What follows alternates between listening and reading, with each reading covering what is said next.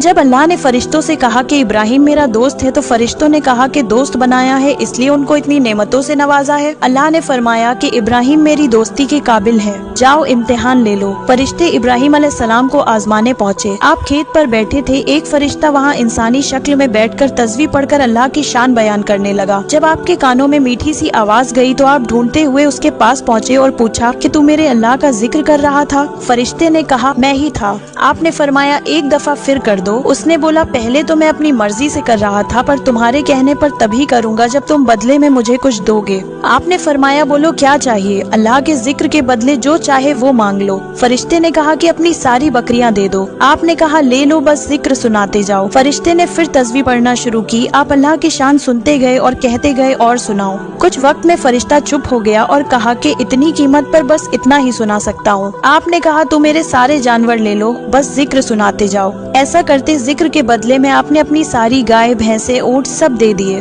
پھر جب فرشتہ چپ ہوا تو آپ نے وجہ پوچھی۔ فرشتے نے کہا اب تمہارے پاس کچھ نہیں ہے، اب کیا دو گے؟ آپ نے فرمایا کہ اب تم اتنے جانوروں کے مالک ہو، ان کی رکھوالی کے لیے تمہیں غلام تو چاہیے ہوگا، تم مجھے غلام رکھ لو، پیسے نہ دینا، کھانا نہ دینا، بس میرے اللہ کا ذکر سناتے جانا۔ یہ سب سن کر فرشتہ رو پڑا اور کہنے لگا کہ میں آپ کے رب کا فرشتہ ہوں، آپ واقعی میں اس قابل ہیں کہ اللہ نے آپ کو دوست بنایا ہے۔